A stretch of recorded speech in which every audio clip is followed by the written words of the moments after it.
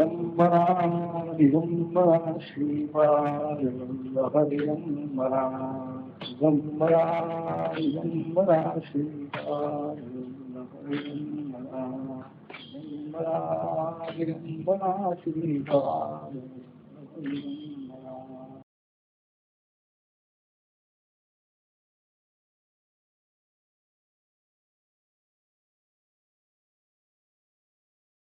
सर्वाधिकारी या आणखी विश्वरूपाला देवांचा गुरु म्हणून यज्ञ यागादी चालू झालेले असताना देवांना बोलावून समक्ष त्यांचे त्यांचे भाग द्यावेत त्यांनी. आणि देवांना समजणार नाही, समजू नये अशा रीतीनं त्याच यज्ञात ते हविर्भाग दैत्यांनाही देण्याला त्यांनी आरंभ केला. एकदा ही गोष्ट इंद्राच्या दृष्टीला बनली. अरे म्हणाले, हा गुरु आपल्या शत्रूंना सामील दिसतोय. झालं मनामध्ये ह्या गुरुचा दोष आल्याबरोबर आणि त्यामुळे हा आज म्हणाले न समजताना देतोय. उद्या आमच्या सगळ्या देवांना बाजूला काढून दैत्यांनाच यज्ञामध्ये आणखी ज्यांनी भाग द्यायला सुरुवात केली सर्वाधिकारी आहे हा. राग आलेला आहे इंद्राला आणि त्या रागाच्या आवेशामध्ये विश्वरूपाची तिन्ही मस्तक त्यांनी तोडून टाकलेली आहे. ब्रह्महत्या घेतली त्याने. त्या ब्रह्महत्येचा विभाग केला त्याने. भूमीला एक चतुर्थांश, जलाला दिलेला आहे, वृक्षांना दिलेला आहे, स्त्रियांना दिलेला आहे. अशा प्रकारचं त्या पातकाचं त्याने विभाग करून त्यातून तो मुक्त झाला. ते सगळे ही आणखी विभाग दिसत आहेत. भूमीला वर सगळ्यांना वर द्यावे लागले.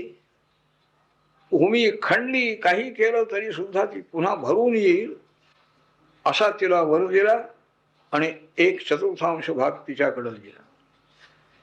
भूमीमध्ये जी ब्रह्महत्या दिलेली आहे, अत्यंत मलविसर्जन करण्याचं जे स्थान आहे, सगळा केर कचरा ज्या ठिकाणी टाकला जातो गावातला सगळीकडचा, ते ब्रह्महत्येचं स्वरूप आहे भूमीवर. त्याचप्रमाणे वृक्षांना दिला आहे एक भाग. तोडलं तरी वृक्ष पुन्हा आणखी वाढू शकते हा त्यांना वर दिला. आणि ब्रह्महत्येचा विभाग दिला. त्यांच्यातून जो चीक बाहेर पडतो, डिंक वगैरे, हे सगळं ही ब्रह्महत्येचं स्वरूप आहे. शास्त्रज्ञ पुरुष डिंक वगैरे खात नाही आहे. त्याचं कारण हे आहे, ते ब्रह्महत्या आहे. स्त्रियांनाही आणखी इच्छित वर देऊ आणखी अंश दिलेला आहे. स्त्रियांचं जे मासिक रजोदर्शन आहे त्या रूपाने हे ब्रह्महत्येचा अंश त्या ठिकाणी दिसतो आहे. जलामध्ये कोणताही पदार्थ जरी घातला तरी आणखी ते जास्ती होईल, जलालाही दिलेला आहे. फेस वगैरे येतो आहे, बुडबुडे येत आहे, हे त्या ब्रह्महत्येचं रूप आहे. याप्रमाणे त्या आपल्या गुरुना बोलावून आणून आणि आपणच त्यांचा नाश केला इंद्र. पुन्हा गुरु नाही, मार्गदर्शक नाही. इकडं त्या विश्वरूपाचा पिता जो आहे, त्वष्टा आदितीचा मुलगा म्हणजे इंद्राचा भाऊ आहे, सख्खा भाऊ आहे. पण या वेळेला भाऊ बहीण हे नातं नाही. राज्य प्रधान आहे. आपल्या राज्याला धोका लागू नये या आणखी रागाने त्यांनी विश्वरूपाचा नाश केला. त्याच्या पित्याला त्वष्टाला अतिशय राग आलेला आहे. तोही मोठा तपस्वी होता. दक्षिणाग्नीमध्ये त्यांनी हवन केलेला आहे. शत्रुनाश व्हावा, इंद्राचा नाश व्हावा. इंद्र शत्रू कोणीतरी निर्माण झाला पाहिजे आणि त्या शत्रूने इंद्राचा नाश केला पाहिजे अशा भावनेनं दक्षिण अग्नीमध्ये त्या कुंडामध्ये हविर्भाग म्हणजे हवन केल्यानंतर त्या अग्निकुंडातून एक मोठा दैत्य बाहेर पडलेला आहे. वृत्रासुर त्याचं नाव. वाढतो आहे, सारखा वाढत वाढत अगदी मेघमंडलापर्यंत त्याचं शरीर गेले. काळा, अत्यंत काळा आहे. मोठं मुख आहे. त्रिशूळ हातामध्ये घेतलेला आहे. त्यांनी आता इंद्राचा नाश करायचा आहे. ही योजना त्या त्वष्ट्याने केली. स्वर्गलोकामध्ये सुद्धा अशी स्थिती चालू आहे. बंधू बंधू भाऊ बंधकी तिथेही आहे, चाललेला आहे. तो वृत्रासूर निर्माण झाल्याबरोबर सगळी दैत्य मंडळी त्याच्या जवळ येऊन जाऊन बरा झाला म्हणाले, आपल्याला हा सेनापती मिळाला, पुन्हा आपण हल्ला करून स्वर्गाचं राज्य घेऊया. सर्व दैत्य आणखी त्या वृत्रासुराला पुढं करून इंद्राजी देवांच्या बरोबर युद्ध करण्याकरता बाहेर पडले. देवानीही युद्ध केलं. वृत्रासुराला मारण्याकरता आपली सगळी शस्त्रास्त्र त्याने टाकली, पण त्याला काही उपयोग झाला नाही. सगळी शस्त्र गिळून टाकली म्हणतात, काही त्याला परिणाम झाला. देव घाबरलेले आहे. आणखी भगवान श्रीहरींची प्रार्थना करण्याकरता आणखी ते आलेले आहे क्षीर समुद्राच्या तीरावर. भगवान श्रीहरीची प्रार्थना करता आहे, सर्वेश्वर आपण आहात, सर्वांचं आणखी पालन करणं, संरक्षण करणं हे आपलंच कार्य आहे. आम्ही आम्हाला त्रास देण्याकरता जे जे आणखी राक्षस आजपर्यंत उत्पन्न झाले त्यांचा नाश करून आमचं संरक्षण आपण केलेलं आहे. आपल्याला आम्ही शरण आलेलो आहो, आमचं संरक्षण आपण करावं अशी प्रार्थना केल्यानंतर भगवान श्रीहरी प्रगट झालेले आहे. देवानेही वंदन केलेलं आहे, पुन्हा स्तुती केलेली आहे भगवंतानी. आणि त्यावेळेला देवांना सांगितलं, इंद्रांना त्या वृत्रासुराचा नाश करा, आम्हाला संकटातून मुक्त करा अशी त्यांनी प्रार्थना आहे. भगवान सांगत आहेत की देव हो, तुमची भक्ती, तुमची मी केलेली स्तुती ऐकून मला संतोष झाले.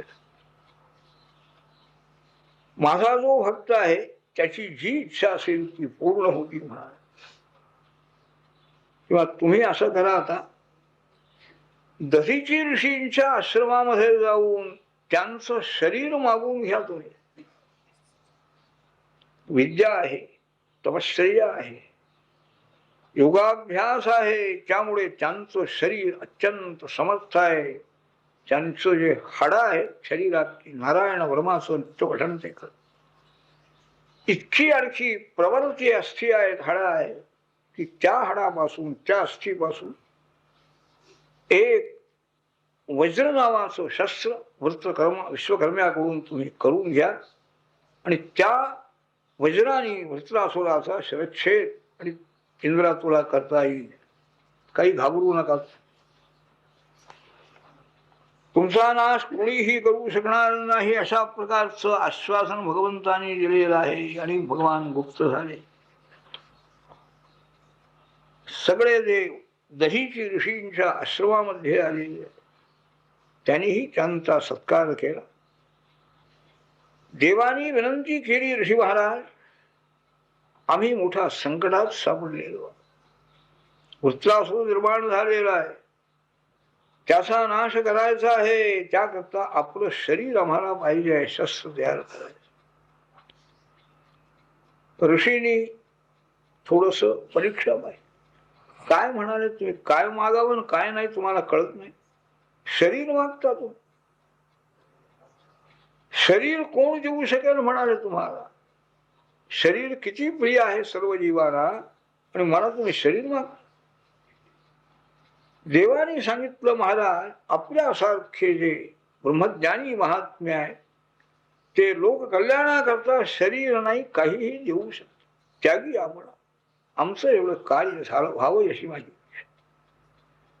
दधीची ऋषीने सांगितलं, हेच मला ऐकायचं होतं. त्याग हा मुख्य आहे, त्यागानेच ब्रह्मज्ञान होत आहे. शरीर हे अस्थिर आहे, केव्हा तरी पडणारच आहे. या शरीराचा उपयोग जर चांगला होतो आहे, जिवंत शरीर द्यायला तयार झालेलं आहे ना.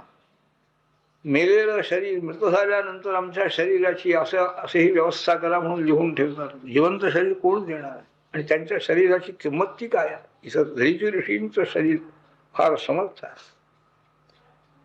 घ्या म्हणाले, तुमचं काम होत आहे, काय करायचं शरीर ठेव. म्हणून दधीची ऋषी आसन घालून बसलेले आहे. भगवान श्रीहरीचं चिंतन करता करता योगमार्गाने आपल्या शरीराचा त्याने त्याग केला.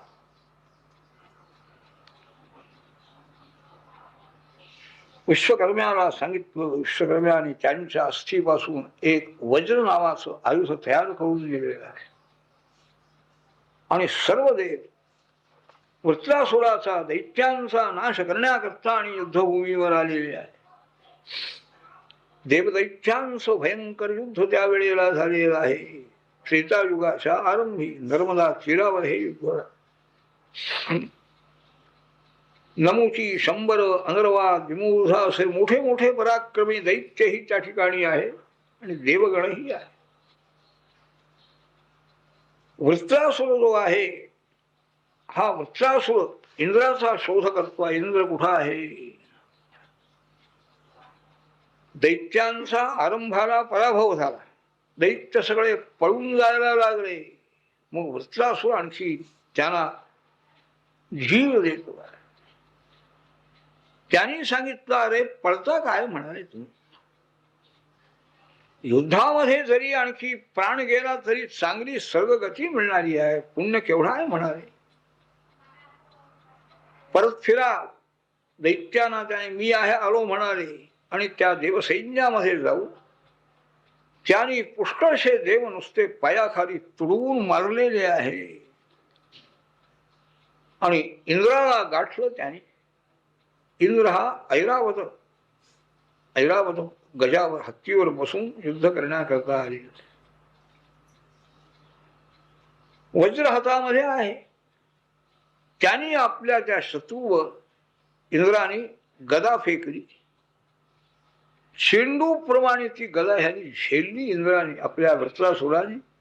आणि तीच गदा ऐरावताच्या गंडस्थळावर जोराने मारली आहे. वृत्रासुराच्या गदा प्रहाराने तो ऐरावत आणखी अत्यंत त्रस्त झालेला. पाठीमागा सरकायला लागला. पुढं जाईल. त्याच्यावर अमृतहस्त फिरवलेला आहे त्याने इंद्राने. त्याला रणभूमीवर पाहिल्याबरोबर वृत्रासुराने बोलायला सुरुवात केली. दृष्ट्या भवान्मे समवस्थितो रिपुः यो ब्रह्मा गुरुहा भ्रातृहा. इंद्रा, आज माझ्या समोर तू आलेला आहेस. काय तू कर्म केलेली आहेस? एका ब्राह्मणाची हत्या केली,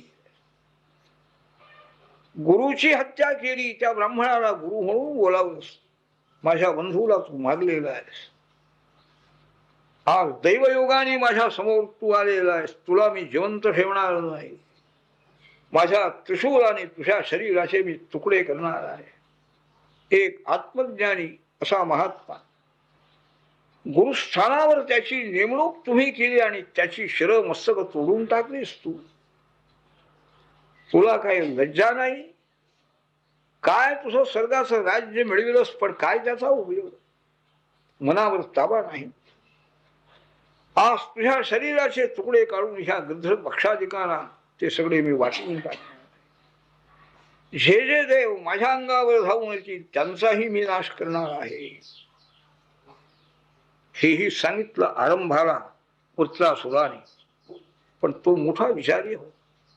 पुन्हा म्हणतो, असो हरे मे पुरुषेन वीर हरता प्रमच्छैव शरोजरी. तुझ्या हातात ते वज्र आहे. एका ब्राह्मणाची तपस्संपत्ती तपस्सामर्थ्य त्या वज्रामध्ये आहे आणि भगवान श्रीहरी त्यांचा कृपा प्रसाद तुम्हाला मिळालेला आहे हे मी जाणून आहे. तुझ्या या वज्राने माझा शरच्छेद तू केलास तर हे माझं शरीर सर्व ही या आणखी भूतगणांना अर्पण करू मी भगवंताच्या जवळ जाईल. देवाची प्रार्थना वृत्रासुर करतो आहे. भगवान श्रीहरीला हाक मारतो.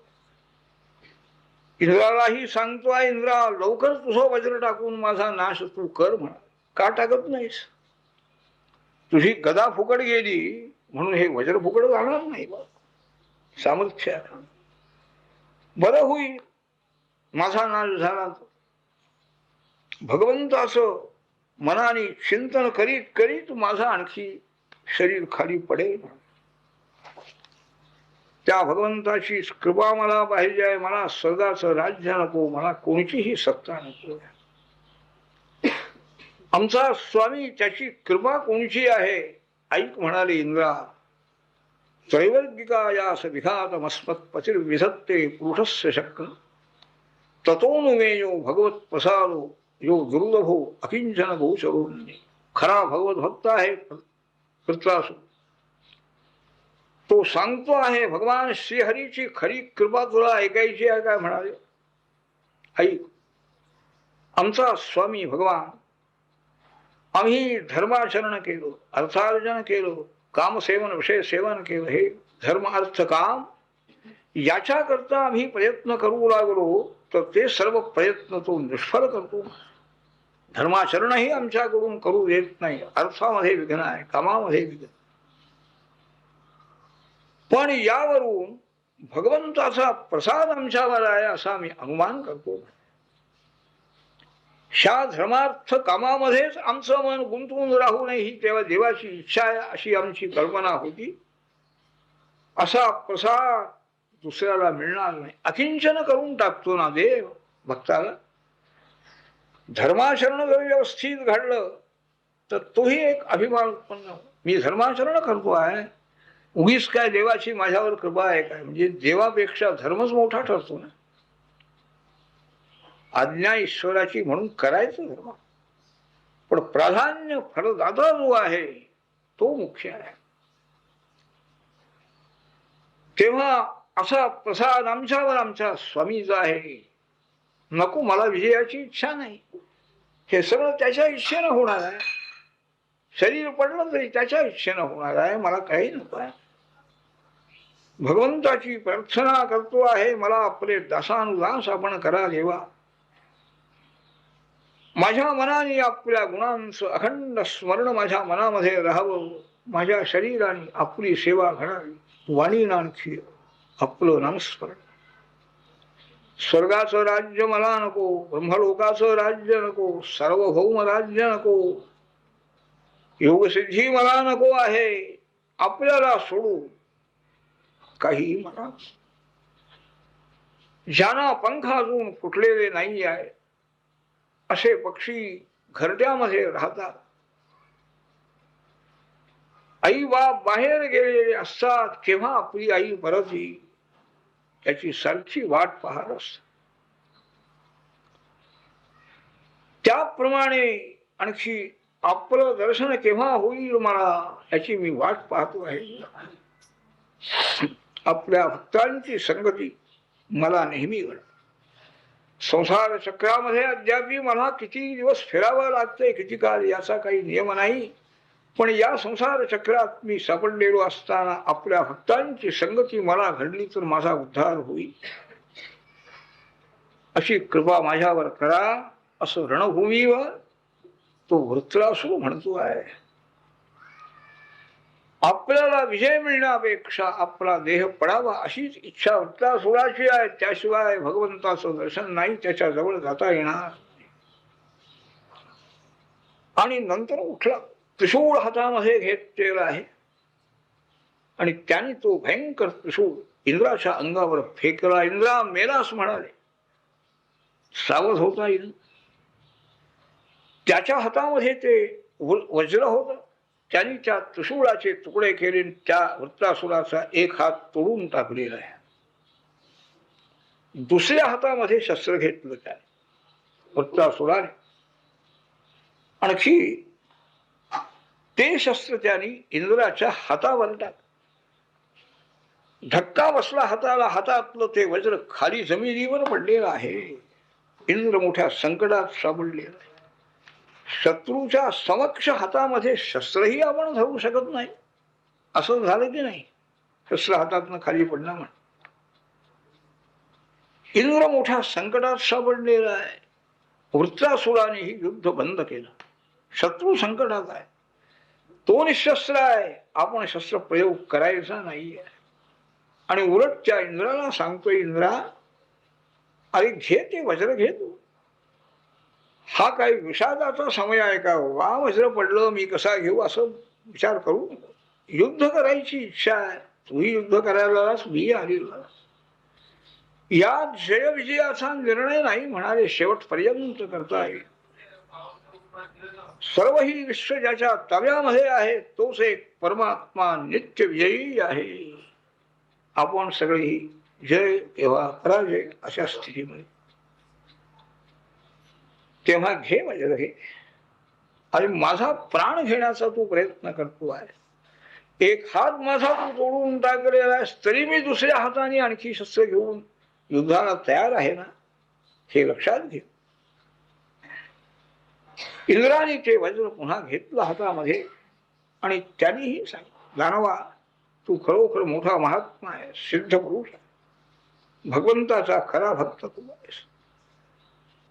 सर्व जगाला मोहामध्ये टाकणारी भगवंताची माया तू जिंकलेली आहेस. काय तुझी भक्ती. रजोगुण तमोगुण तुमचे दैत्यांचे आणखी प्रकृती स्वभावभूत असलेले, परंतु तुझ्या मनामध्ये केवढी भक्ती निर्माण झाली. शुकाचार्य सांगतात, राजा दोघांचं असं संभाषण झालेलं आहे आणि युद्धाला पुन्हा सुरुवात. डाव्या हातामध्ये परिघ नावाचं शस्त्र घेतलं त्याने आणि डाव्या हातानेच ते शस्त्र टाकल्यानंतर वृत्रासुराचा तो डावा हातही इंद्राने तोडून टाकलेला आहे. दोन्ही हात तुटलेले आहे. वृत्रासुराने आपलं तोंड उघडलेलं आहे, मोठं भयंकर ते तोंड आहे. जीभ बाहेर काढली आणि संबंध हत्तीवर बसलेला इंद्र हत्तीसह आपल्या मुखामध्ये त्यांनी गळून टाकलेला. कशाला शस्त्र, कशाला काय, हात नसले तर नसले. सर्व देव घाबरलेले आहे. इंद्र आपल्या हत्तीसह याच्या पोटामध्ये गेला, आता काय संपलं म्हणाल्या, आपलाही नाश होणार. असुराच्या उदरामध्ये जरी इंद्र गेला होता तथापि त्याचं नारायण कवचाचं पठण अखंड चाललेलं, सुरक्षित आहे. त्यांनी लगेच आपल्या हातातल्या वज्राने त्याचं पोट फाडलं. त्या वृत्रासुरास हत्तीच्या रस्त्याने बाहेर पडलेला आहे, बाहेर आलेला आहे. पुन्हा इंद्र बाहेर येऊन पोहोचलेला आहे आणि त्यांनी वृत्रासुराचा शिरच्छेद करण्याकरता ते वज्र त्याच्या मस्तकावर टाकलेले आहे.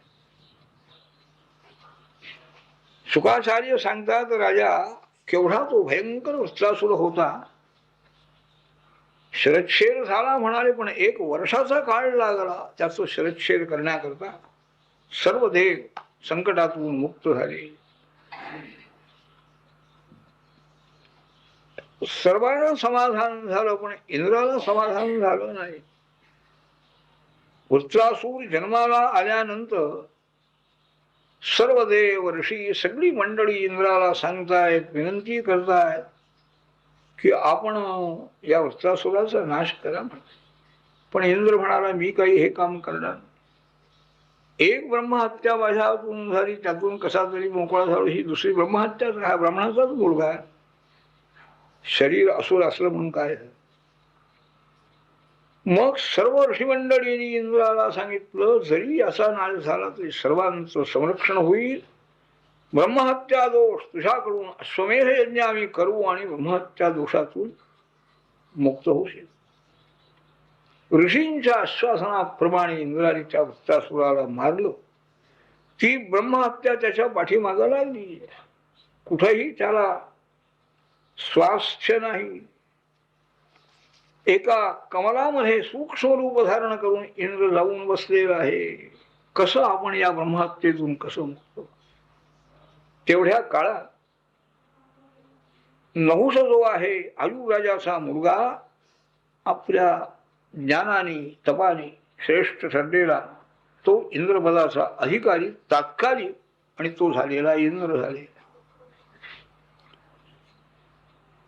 त्यालाही आणखी त्याच्या हातूनही ऋषी महाराजांचं सगळं अपमान घडला त्याच्याकडून. आणि अगस्त्य ऋषींच्या शापाने तो अजगर जन्माला गेलेला आहे.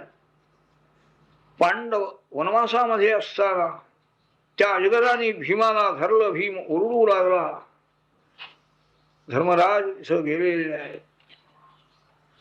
अजगराने सांगितलं, माझ्या प्रश्नाची उत्तरं देशील तर तुझ्या भावाला सोडतो. त्यांनी समर्पक उत्तर दिली. तो अजगरही अजगराच्या जन्मातूनही नहुषमुक्त झालेला आहे. इंद्रही अश्वमेध यज्ञ त्या इंद्राकडून ऋषीने केला, आणखी तो त्याच्यातून मुक्त झालेला आहे. आपल्या भक्ताचं संरक्षण करणं, पोषण ज्याला म्हणतात, हा विषय आहे. इंद्राचं संरक्षण केलं भगवंताने. परीक्षित राजाने विचारलं, महाराज, रजस्तम स्वभावस्य ब्रह्मन्वृत्तस्य पाप्मनः नारायणे भगवती कथमासी दृढामती. दैत्यांचा स्वभाव म्हणजे राजस तामस स्वभाव आहे. भगवत भक्ती अशा माणसांच्या मनामध्ये सहसा दिसत नाही. हा वृत्रासुर असुर जातीमध्ये जन्माला आलेला आणि त्याच्या अंतःकरणामध्ये इतकी भगवत भक्ती कशी उत्पन्न झाली म्हणाले, देवांना सुद्धा अशी भक्ती दिसत नाही, मिळत नाही. काही मंडळी कर्मानुष्ठान करीत असतात, ईश्वरार्पण बुद्धीनं कर्मानुष्ठान करू आणखी ज्ञान संपादन करतात म्हणाले. पुष्कळ काल लागतो त्यांना.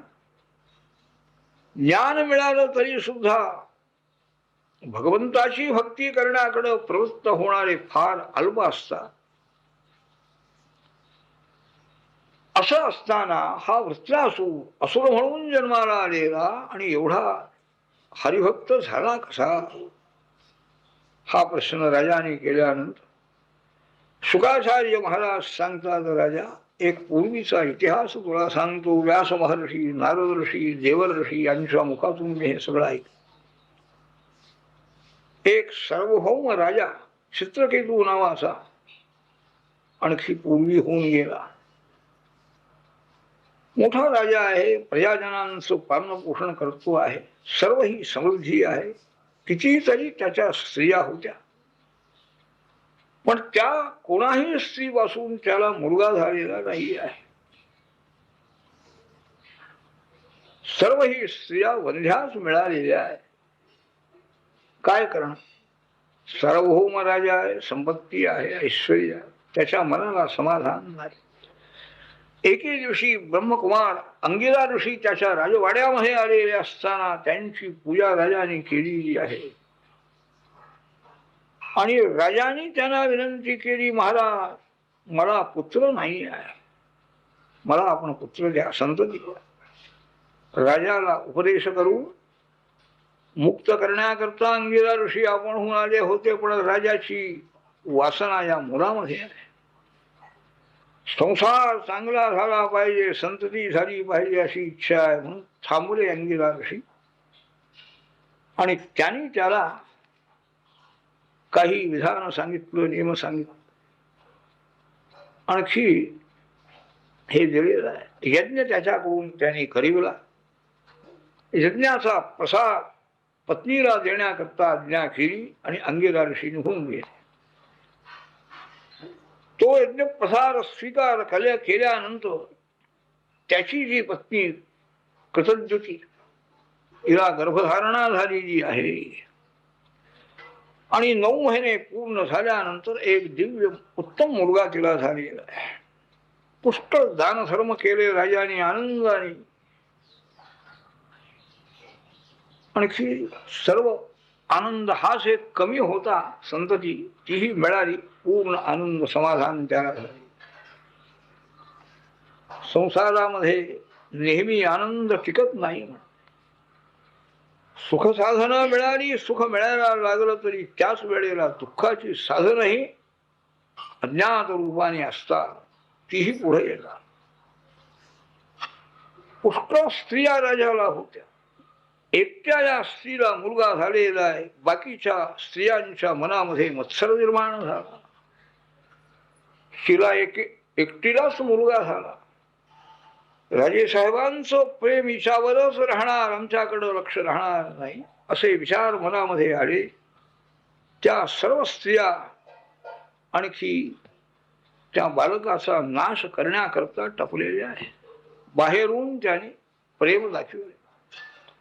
मुलाला घ्यावं, खेळवावं, दूध पाजावं. ही राणी सुद्धा सगळ्या आपल्या सवती प्रेम करतायत, चांगला आहे म्हणाले. म्हणून त्यांच्या ताब्यामध्ये तिनं मुलाला द्यावं, निश्चिंत राहावं. एकदा त्या स्त्रियांच्या मनामध्ये तो द्वेष इतका वाढलेला आहे. मुलगा त्यांच्या ताब्यामध्ये आहे, मुलाला त्यांनी आणखी दुधातून विष पाजलेलं आहे, आणखी पाळण्यामध्ये निजवून त्या स्त्रिया निघून गेल्या. बराच वेळ झाला तरी मुलगा काही उठला नाही. दासीला तिनं सांगितलं, लवकर बाळाला घेऊन ये म्हणाले, त्याला भूक लागली असे. की दासी त्या पाळण्याजवळ जाऊन पाहती आहे, प्राण झालेला आहे. मुलगा ओरडली, खाली पडली मूर्छित. ही कृतज्ञती राणी ही धावत धावत गेली जी आहे, तिच्या दृष्टीलाही आपला पुत्र मेलेला आहे, तीही मूर्छित रडू लागली जी आहे. राजाला ही बातमी समजली. राजाही आणखी सभेतून त्या ठिकाणी आला. तोही शोक करतो आहे. त्या स्त्रिया ज्यांनी विष पाजलेला होतं त्याही रडायला लागल्या. प्रेम हे संसारातलं उत्तम प्रकाराने दाखवता आलं म्हणजे तो प्रेम करतो एवढी अंतःकरण कुणाचं कोणी ओळखू शकत नाही आहे. खरं प्रेम हे फार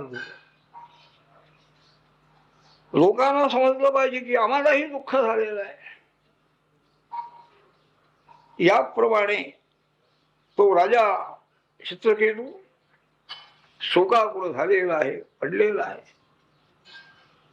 अशा वेळेला आता याला उपदेश केला म्हणजे हा याचा उद्धार होईल. उपदेशाला पात्र झालेला आहे असं समजून अंगिरा ऋषी आणि नारद ऋषी हे दोघे त्या राजवाड्यामध्ये येऊन पोहोचले. शोकाळी अत्यंत त्रस्त झालेला राजा त्याला नारद विचार, कोयम स्यात् तव राजेंद्र भवानी मनुषोजरी त्वंचास्य कथमसृष्टौ पुरेगानी मतः परम. ज्ञानी महात्म्यांचे विचार त्यांची दृष्टी कशी असते हे नारदांनी विचारलं. राजा हा कोण आहे तुझा रे, त्याच्याबद्दल तुला शोक वाटतोय? तू याचा कोण आहेस आणि हा तुझा कोण आहे? तुमचं नातं आत्ताच आहे की पूर्वीपासून आहे? पूर्व जन्मामध्ये असेच तुम्ही होता काय संबंध? प्रवाहाच्या नदी प्रवाहाच्या वेगाने वालुकांचे खडे वाहत जात आहेत, एकत्र येत आहेत, पुन्हा बाजूला होत आहेत. त्याप्रमाणे ईश्वराच्या माया शक्तीनं काही जीव एकत्र येतात, संसार करतात, पुन्हा त्यांच्या कर्माप्रमाणे बाजूला निघून जातात. सगळी आम्ही तुम्ही सगळी ही या जन्म मृत्यूमध्ये सापडलेलो. सर्वांना उत्पन्न करणं, पालन करणं, पुन्हा संनाश करणं हे कार्य चाललेलं आहे देवाचं. हा माझा मुलगा आहे असं तू समजतो. तू याचा पिता आणि हा तुझा मुलगा आहे हे नातं कसं निर्माण झालं बाबा? तर माझ्या शरीरापासून झालेलं आहे. सांगतायत ना, पित्याच्या शरीरापासून मातेच्या शरीराच्या माध्यमद्वाराने आणखी पुत्राचं शरीर निर्माण झालेलं आहे. मुलगा निर्माण झाला याचा अर्थ मुलाचं शरीर आणखी जीवात्मा दोन आहेत म्हणा. देह उत्पन्न झालेला आहे मुलाचं, हे खरं आहे. पण तुझ्या देहापासून देह निर्माण झाला म्हणजे याला मुलगा म्हणावं आणि ज्याच्या देहापासून झाला त्याला जनक म्हणावं, हे नातं कोणी ठरेल? उत्तम प्रकारचं धान्य पेरलेलं आहे, बी पेरलेलं आहे. ते बी पेरल्यानंतर उत्तम प्रकारचं धान्य कणीस आलेलं आहे, त्यालाही पुष्कळ धान्य लागलेलं आहे. पेरलेल्या बीजापासून ते कणीस जन्माला आलेलं आहे. ते जन्माला आलेलं त्याला मुलगा म्हणायचं काय, आणि जे पेरले त्याच्यापासून तो जनक त्याला पिता म्हणायचं काय? जन्यजनक भाव आहे. तुझा देह जनक आहे, त्याचा देह जन्य आहे. म्हणून माझा मुलगा म्हणून काय दुःख करत बसलायस? विचार कर, वस्तुस्थिती काय आहे हे सगळं समजून घे राजा. राजाला मनाला समाधान झालं. तो उठून उभा राहील, हात जोडले. कौयुवाम ज्ञान संपन्न महिष्ठौष वहीयसा. महाराज, आपण कोण आहात मला सांगा. ज्ञान संपन्न आपण, मोठे महात्मे आपण, आपल्यासारखे श्रेष्ठ भगवत भक्त, माझ्यासारख्या आणखी विषयासक्त संसारामध्ये आसक्त झालेल्या जीवांना बोध करून त्याचा उद्धार करण्याकरता सर्वत्र संचार करीत असतो. संत कुमार आहेत, नारद आहेत, अंगिरा आहे, देव कोण, यापैकी आपण कोण आहात? मला बोध करा, माझा शोक दूर करा. अज्ञान अंधकारामध्ये मी आणखी सापडलेलो आहे, यातून मला वर काढा. अंगिरा ऋषी म्हणतात, पूर्वी तुला एकदा येऊन मी भेटलो होतो. अंगिरा ऋषी तोच मी. त्यावेळेस तुला ज्ञान द्यायचं होतं म्हणाले, पण मुलगा पाहिजे, मुलगा पाहिजे, हा तुझा अभिनयच आहे. मुलगा तुला दिला म्हणा. संसारामध्ये मुलगा झाला म्हणजे मी सुखी होईन असं तुला वाटत होतो, पण त्याच वेळेला तुला सांगितलं मी, मुलगा होईल हर्ष शोक प्रदाह, आनंदही देईल आणि शेवटी शोकही. असा मुलगा होईल म्हणून तुला सांगितलं होतं ना, आठवण आहे का तुला? हे नारद महर्षी आहे. पुत्र शोकामुळे अज्ञानाने आणि यात तू सापडलेला आहेस, तुला वर काढलं पाहिजे असं आम्हाला वाटणं म्हणून आम्ही आलो.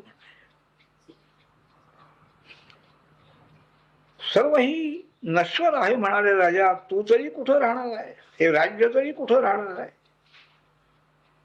स्वस्थ शांत चित्ताने विचार करू. आत्मस्वरूप कोण आहे हे समजून घेतलं, सत्य कोण आहे हे समजून घेऊन, आणि द्वैत सगळं मिथ्या आहे हा विश्वास सत्य बाळगला पाहिजे. सत्यत्व बुद्धी त्याची सोडली पाहिजे, म्हणजे शांती प्राप्त. नारदानी आणि त्याला मंत्र दीक्षा दिली आहे. ह्या मंत्र जपाने भगवान संकर्षण शेष भगवान यांचं दर्शन तुला होईल आणि तू कृतार्थ होशील असं सांगितलं. त्याच्या मनातला शोक दूर करण्याकरता नारदाने आणखी एक घटना चमत्कार केला. ते मुलाचं प्रेत खाली पडलेलं आहे, त्याच्या जवळ नारद ऋषी गेले आणि त्या जीवात्म्याला हात मारले. जीवात्मन पश्य भद्रंते मातरम पितरंचते सुहृदो बांधवा स्तप्ता शुचा तत्कृतीया भुजम. अरे जीवात्म्या, तू या शरीरातून निघून गेल्यामुळे सगळे तुझे माता पिता आप्त बांधव सगळ्यांना दुःख झाले. ये या शरीरामध्ये राहा म्हणा. पुष्कळ राज्य आहे तुझ्या वाट्याला आले, त्या राज्याचा उपभोग घे म्हणाले. नारदानी आवाहन केल्याबरोबर तो जीवात्माच्या शरीरामध्ये आला. मुलगा उठून बसलेला आहे आणि बोलायला लागला. जीव म्हणतो आहे, महाराज, कस्मिन जन्मन्यमी मह्यम पितरो मातरो भवन कर्मभिर्भ्राम्यमाणस्य देव त्रिजन्मयोनिषु. हे माझे माता पिता हे कोणत्या जन्मात होते म्हणाले. किती जन्म माझे झालेले आहेत, माझ्या कर्माने मी सारखा करतो. किती माता झाल्या, किती पिता झाले, त्यापैकी हे कोण आहेत मला काही आठवण नाही. मी आपला सारखा फिरतो आहे. सर्वही आपले आपले संबंधी होतात, थोडा वेळ आणि पुन्हा निघून जातात आपल्या कर्माप्रमाणे. काही संबंध नाही यांचा माझा. उदासीन मी आहे, कर्माच्या स्वाधीन झालेला आहे, कर्म परतंत्र मी आहे, तेव्हा यांचा माझा काहीही संबंध नाही असं सांगून तो जीवात्माच्या शरीरातून निघून गेलेला आहे. त्या राजाचाही शोक कमी झाला. खरं आहे, या मुलाने सांगितलेलं खरं आहे. मीच उगीच माझा मुलगा म्हणून उगीच दुःख करतोय. त्याचं सर्व औषधही त्यांनी केलेलं आहे. बालहत्या करणाऱ्या स्त्रियांनीही ब्राह्मणाला बोलावून महाराज आमच्या हातून हे घडलेलं आहे कबूल केलं. ह्या पापाचा नाश करण्याकरता काहीतरी प्रायश्चित्त सांगा आम्हाला. तेही त्यांनी प्रायश्चित्त घेतलेलं. चित्रकेतू राजाही आणखी राजवाड्यातून बाहेर पडला. सर्व राज्य टाकून दिलेले आहे त्याने, काही संबंध नाही. शेवटी तरी सोडून जावंच लागेल ना. अनायासे हे महात्मे भेटलेले आहे. यांच्या सांगण्याप्रमाणे आपण ईश्वराची उपासना तपश्चर्या करतो आहे. कालिंदी नदीच्या तीरावर आणखी राहू, त्याला उपदेश करू, नारद महर्षी निघून गेलेले आहे. त्याचा मंत्रजप चालू आहे.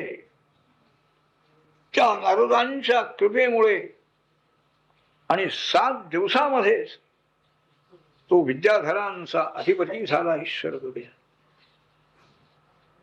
आणि काही दिवसांनी त्या उपासनेच्या मुळे भगवान शेष भगवानांच्या समीप तो प्राप्त झालेला आहे. प्रसन्न आहे भगवान शेष नारायण. त्यांचं दर्शन झाल्याबरोबर सर्व पापक्षय झालेला आहे. जन्म देणारी सगळी कर्म संपवून गेली त्याची. स्वच्छ अंतःकरण झाले. नेत्रातून अश्रुधारा झालेले आहे. त्या शेष भगवंताला त्यांनी नमस्कार साष्टांग घातले. प्रेमाश्रू नेत्रातून आणि स्तुती करत अजित जित सममतिभिः साधुभिर्भवान् जितात्मभिर्भवता विजितास् तेऽपि च भजताम् अकामात्मनां य आत्मदोति करुणः. चित्रकेतू राजा भगवंतांना म्हणतो आहे की हे आपण अजित आहात भगवंत, पण समबुद्धी अशा प्रकारचे श्रेष्ठ जे यांनी आपला इंद्रिय निग्रह मनोनिग्रह केलेला आहे, आपलं चिंतन करणारे, त्यांनी आपल्याला जिंकलेलं आहे. स्वातंत्र्य आपलं राहिलं नाही आणि त्यांनाही आपण जिंकलेलं आहे. तेही आपली इच्छा जशी असेल तसे राहत आहे. ज्यांच्या अंतःकरणामध्ये कोणतीही वासना राहिलेली नाही त्यांना आत्मस्वरूप आपण देऊन टाक. अत्यंत दयाळू आपण, अशी पुष्कळ स्तुती त्यांनी केली. भगवान शेष भगवान म्हणतायत की चित्रकेतू राजा, तू सिद्ध झालेला आहेस. ही जी भक्ती आहे या भक्तीमुळे तुझं अंतःकरण शुद्ध झालेलं आहे. आता सर्व ठिकाणी माझी व्याप्ती कशी आहे हेही तुला समजून घे. नारदांच्या कृपेनं आणि माझ्यापर्यंत तू येऊन पोचलेला आहेस. कोणताही संकल्प मनामध्ये करू नये मनुष्याने जीवात. जितका संकल्प होईल, जितके प्रयत्न हे करावं ते करावं सारखं वाटतंय, कितीही प्रयत्न केले तरी जास्ती दुःखच आहे ना, क्लेश होता. म्हणून जितक्या इच्छा कमी कमी कमी कमी होतील तितका तू त्याला शांती प्राप्त होईल. संकल्पात विरमे कवीही कोणचंही वासना मनामध्ये ठेव. सुख मिळावं आणि सर्व दुःख आपली जावीत याकरता सर्वही स्त्री पुरुष प्रयत्न करतायत राजा. पाहिलंस का तू जगाचा व्यवहार? पण त्यांच्या प्रयत्नाने दुःख जात नाही आणि सुख पाहिजे की सुख मिळत नाही. काय उपयोग? हाही विचार मनुष्याने करून सर्वही प्रयत्न कमी, व्यावहारिक प्रयत्न कमी कमी करण्याचा प्रयत्न केला पाहिजे. श्रद्धेनं आणखी तू हे सर्व आणखी उपासना कर.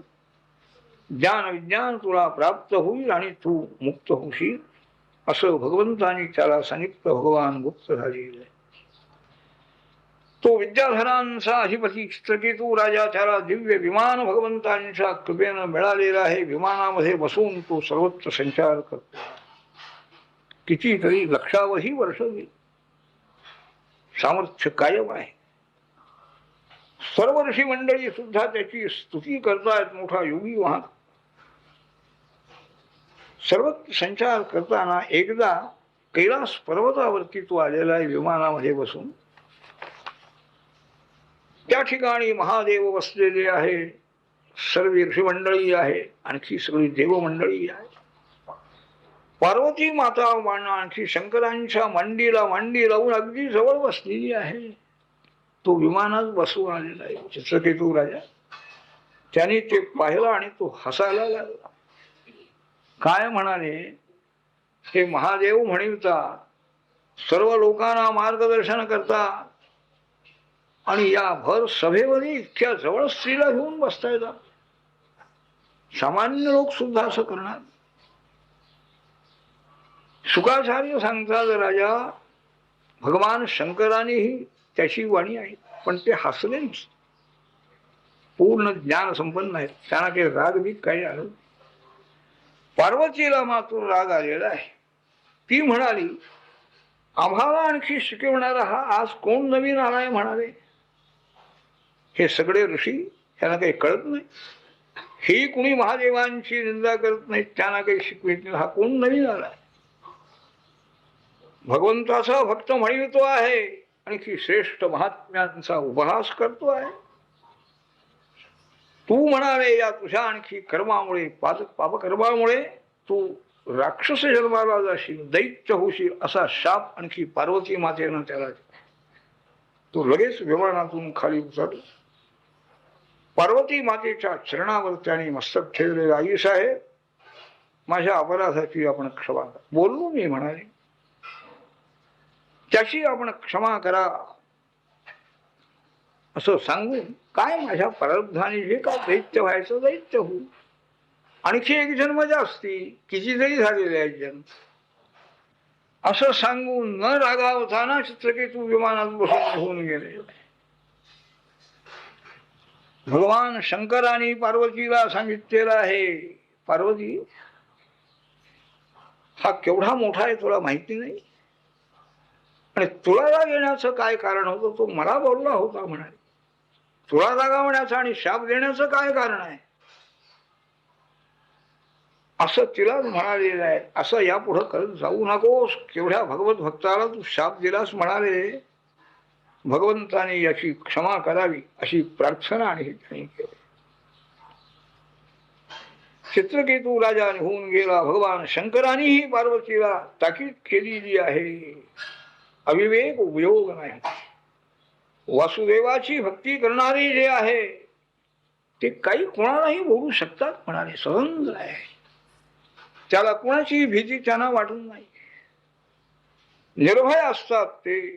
हा सगळा विचार कर आणि अशा महात्म्यांच्या बद्दल मनामध्ये राग वगैरे येऊ नये असा तू प्रयत्न कर म्हणून भगवान शंकरांनी पार्वतीला रागचा शांत झाला.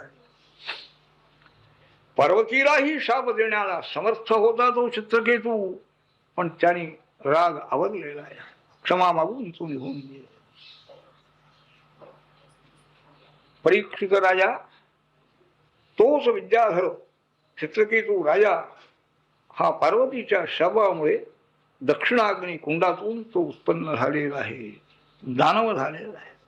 मोठा ज्ञानी, मोठा भगवत भक्त समर्थ होता तो भगवंताचा.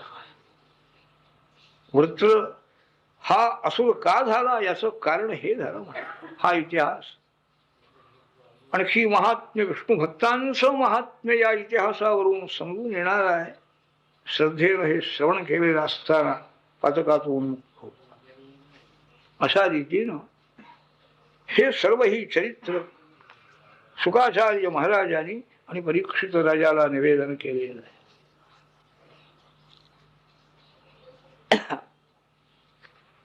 यानंतर कश्यपाची पत्नी दिती जी आहे, ही दिती एकदा आपल्या पतीची सेवा करू लागली. पहिल्यापासून करत होती, पण विशेष काहीतरी आपली इच्छा पूर्ण व्हावी, आपल्याला पतीकडून वर मिळावा अशा इच्छेनं सेवा कर. अन्न नाही, पाणी नाही, अखंड सेवा करीत असताना कश्यप ऋषी प्रसन्न झाले. काय पाहिजे तुझी काय इच्छा आहे? उत्तम इंद्रहडम मृणे, इंद्राला मारणारा मुलगा मला पाहिजे, तेवढी माझी इच्छा पूर्ण करा. आता हेही मोठंच प्रसंग आलेला. इंद्राला मारायचं, इंद्रही आपलाच मुलगा आहे. कश्यपाने विचार केला, तिला सांगितलं की तुझी इच्छा पूर्ण होईल, पण त्याकरता मी सांगतो ते व्रत 1 वर्षपर्यंत तुला करावं लागेल. उंचवनावर सर्व कामना पूर्ण करणारं हे व्रत आहे. लक्ष्मी नारायणाची सेवा तुला वर्षभर करावी लागेल. सगळे नियम पाळून जर तू सेवा करशील तर त्याप्रमाणे तुला तुझ्या इच्छेप्रमाणे मिळणार. आणि जर त्याच्यामध्ये काही न्यूनता आली, चुकला काही, तर तो देवांचा बंधू होईल म्हणा, हे सांगून दितीनं त्यांच्या सांगण्याप्रमाणे आणखी व्रताचरण सुरू केलं. इंद्राला ही बातमी समजली, आपली मावशी आणि आपला जीव घेणार आहे. वेषांतर करू नोकर म्हणून त्या जिजीच्या आश्रमामध्ये इंद्र येऊन राहिलेला आहे, सेवा करतोय, पाणी आणून द्यावं, सगळी कामं करतोय. एके दिवशी सायंकाळच्या वेळेला दमलेली आहे जिजी आणि तिला झोप लागली. सायंकाळी जायचं नाही हे त्यांनी सांगितलं होतं कश्यपाने, पण लागली. इंद्राने आपल्या योग सामर्थ्याने तिच्या उदरामध्ये प्रवेश केला आणि त्या गर्भाचे तुकडे केले, 7 तुकडे केले, पण मृत्यू नाही. पुन्हा त्यांनी आपल्या वज्राने प्रत्येकाचे 7-7 तुकडे केले, 49 मरुद्गण. ते बाहेर जन्माला आलेले आहेत. जिती ही जागी झाली पाहती आहे, इतकी मुलं कशी झाली. इंद्रही आपल्या रूपामध्ये प्रगट झालेला, हात जोडून उभा आहे. का रे इंद्र, एक मुलगा मिळाला, तुमच्या सगळ्या देवांचा पराभव करणारा एक मुलगा पाहिजे म्हणून मी व्रत करीत असताना ही इतकी मुलं कशी झाली. काय खरं आहे ते सांगतो म्हणाले. आता तुम्ही व्रताचरणाला सुरुवात केल्याबरोबर माझ्या प्राणाची भीती मला होती ना. मी तुमची सेवा करण्याकरता राहिलो. आज तुमच्या हातून हे सगळं आणखी नियमभंग झाल्यामुळे मीच या मुलांचे तुकडे केलेले आहेत, पण तुमच्या पुण्यामुळे आणि या मुलांना मृत्यू आला नाही, वज्रानी सुद्धा यांना मरणार. जितीनं सांगितलं, बाबा ही तुझेच बंधू आहेत, यांना घेऊन जातो स्वर्गलोकाला, यांचं पालन पोषण कर. आणि नंतर इंद्र हा त्या मरुद्गणांना घेऊन आलेला आहे.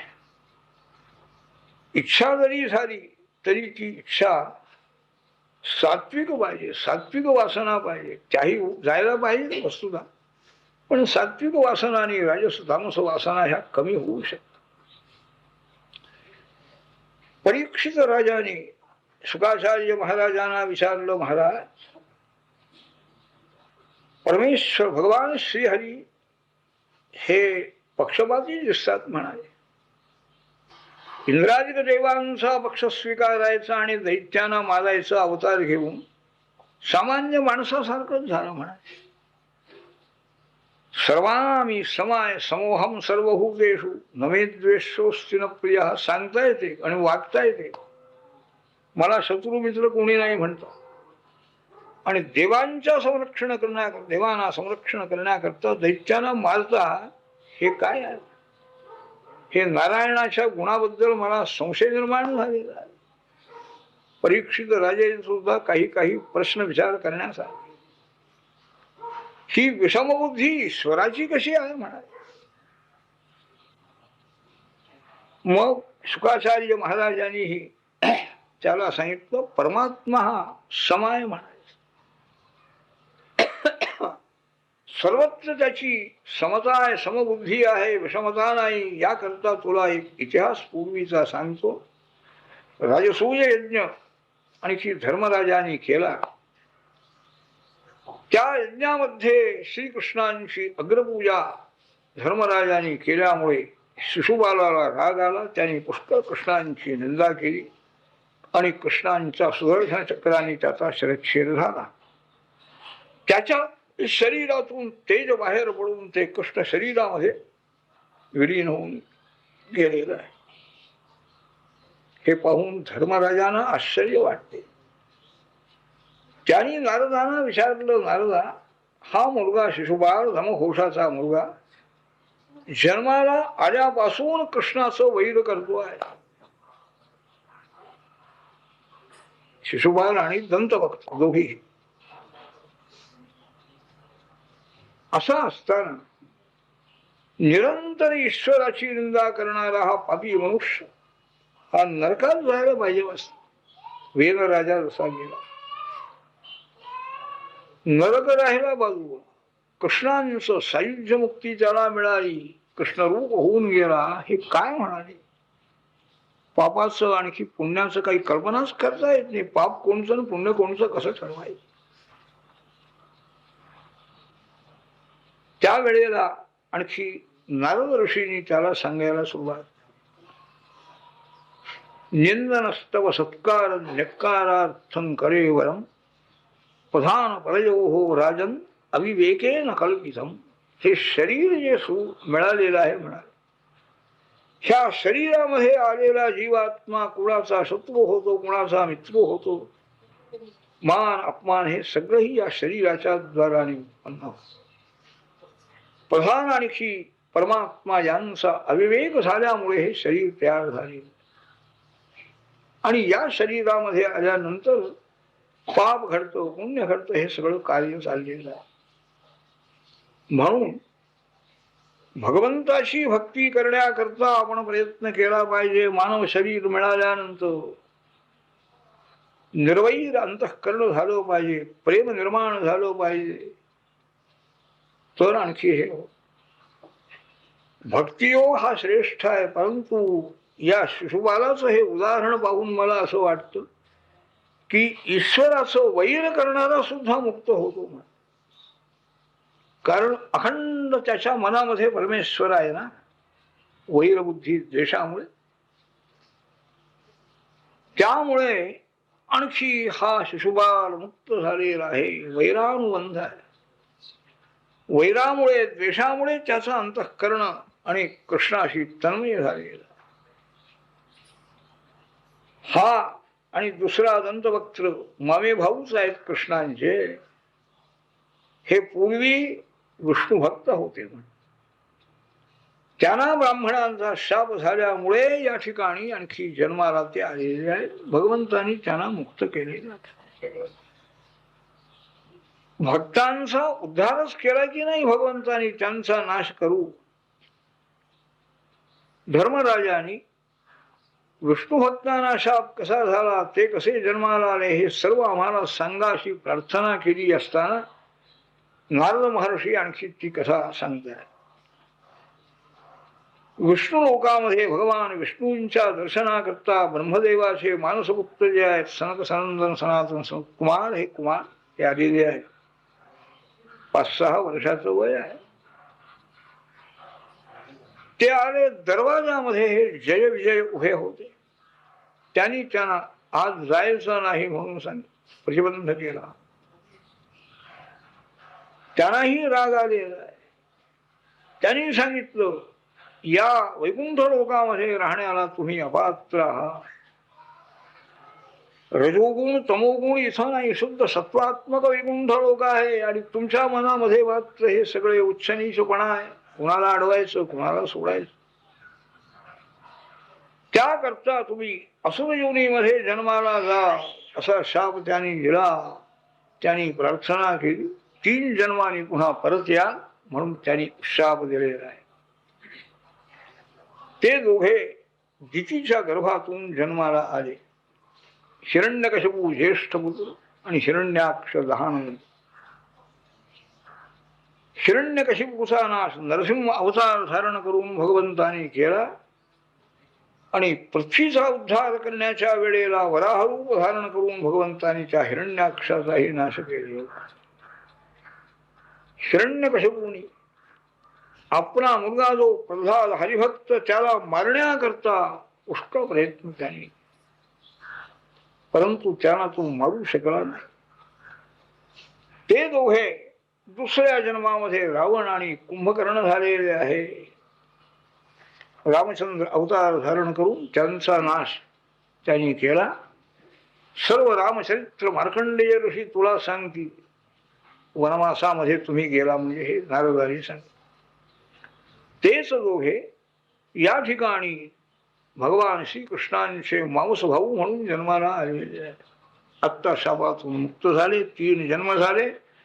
पुन्हा ते जय विजय म्हणून आणखी वैकुंठ लोकामध्ये आपल्या स्थानावर राहायला गेलेले आहे.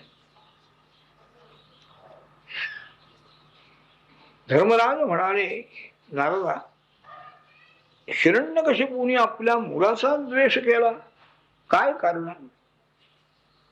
पित्याने मुलाचा द्वेष करणं असं आम्ही ऐकलं नाही. फार तर प्रतिकूल वागणाऱ्या मुलांना काही शासन करते, त्याला मारायचा प्रयत्न त्यांनी केला. काय कारण?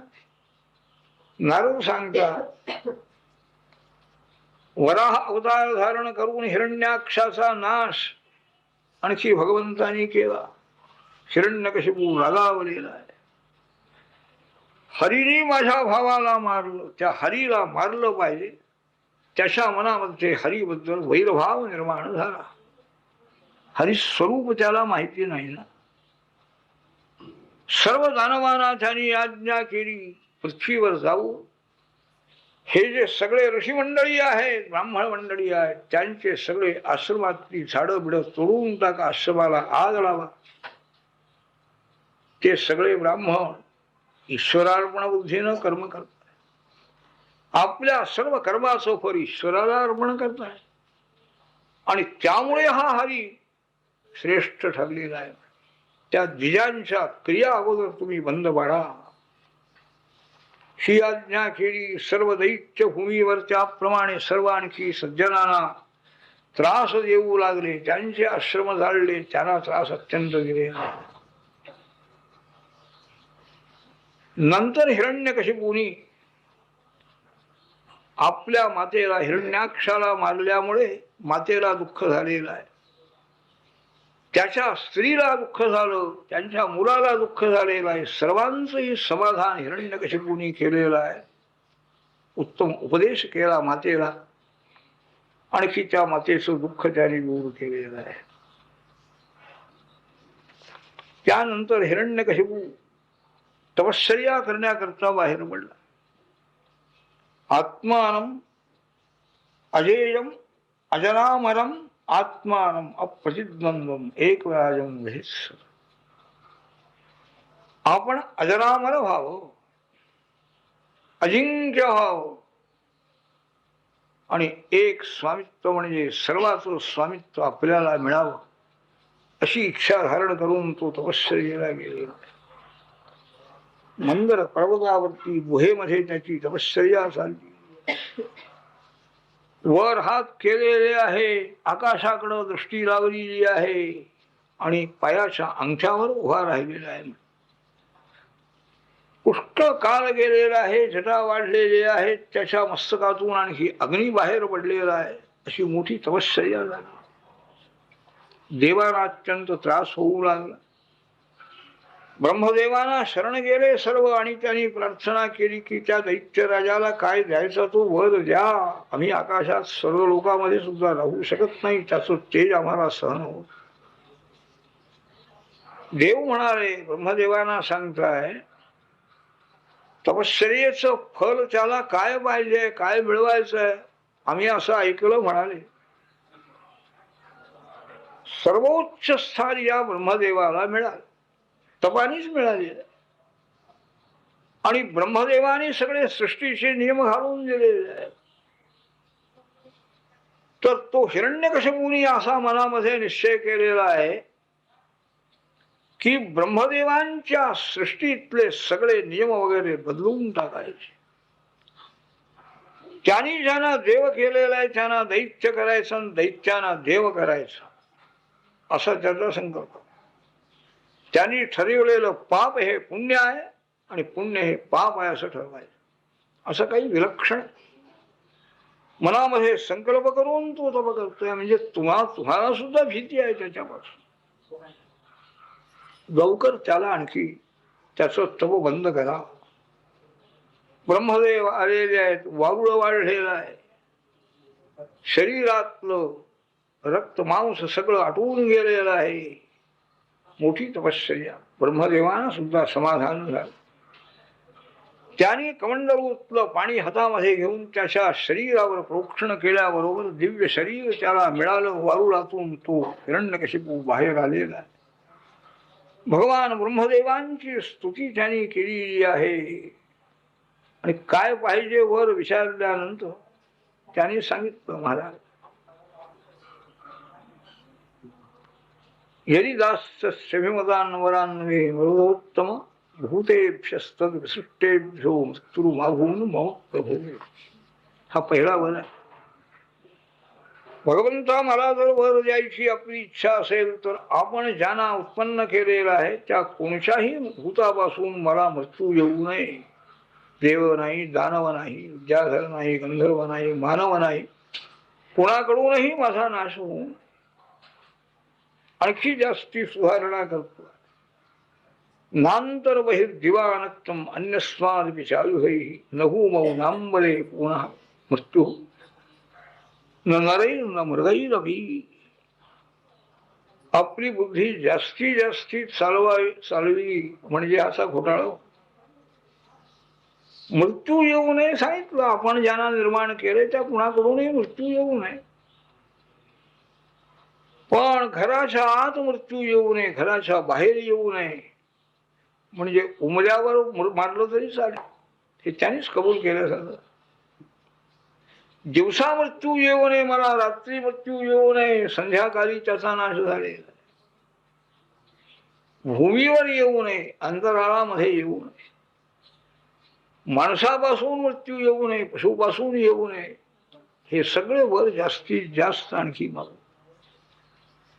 युद्धामध्ये मी अजिंक्य ठरावं, माझं स्वामित्व सर्वावर असावं. सर्व लोकपाल इंद्रादिक लोकपालांचं सामर्थ्य मला प्राप्त व्हावं असे वर माग. दुर्लभ वर आहेत ना, पण तपश्चर्याच त्यांनी केली. सांगितलं ब्रह्मदेवाने, तुझी इच्छा पूर्ण होईल म्हणाले. सांगून भगवान निघून गेले. भगवंताचा श्रीहरीचा द्वेष करण्याला त्यांनी आरंभ केला. आपल्या भावाला त्यांनी मारलं विष्णूनी. विष्णू हे आपले शत्रू आहेत. सर्व कसरीशा जिंकल्या. त्रैलोक्य सगळं आपल्या ताब्यामध्ये आणलेलं आहे. सर्व देवांना सर्व लोकातून बाहेर घालवून गेलेला. आणखी सर्व लोकांमध्ये जाऊन हा राज्य करू लागला. महेंद्राच्या भुवनामध्ये तिथं जाऊन राहिलेला आहे. सर्व दैत्य त्याच्या हाताखाली. स्वर्ग लोकात आहेत, मृत्यू लोकात आहेत, सगळीकडे आहेत. सर्व देवानी ऋषींनी सगळी आणखी त्याची प्रार्थना करावी, त्याच्या मनाप्रमाणे वागावं असा तो काळ आलेला आहे. सर्वांना धनधान्याची समृद्धी आहे, सगळं चांगलं आहे, बाकीचं काही हे नाही. समुद्राने अनेक रत्न त्याला अर्पण केलेली आहे. असं त्याचं राज्य चाललेलं आहे, पण कडक शासन आहे. लोकपाल इंद्राजिक लोकपाल हे आणखी राज्य त्याग करून बाहेर पडलेले आहे. आणखी संकटग्रस्त झाल्यामुळे भगवान श्रीहरीना ते शरण गेलेले आहे. अन्नपाणी सोडून ध्यान करतात. आकाशवाणीच्या रूपाने भगवान त्यांना सांगतायत, भिवू नका देव हो, तुमचं सगळ्यांचं कल्याण होईल. त्या हिरण्यकशिपूचा लवकरच मी नाश करणार आहे, तोपर्यंत वाट पहा तुम्ही. वेदाचा, देवांचा, गायींचा, विप्रांचा, सत्पुरुषांचा, धर्माचा जो द्वेष करतो त्याचा नाश लवकर हो.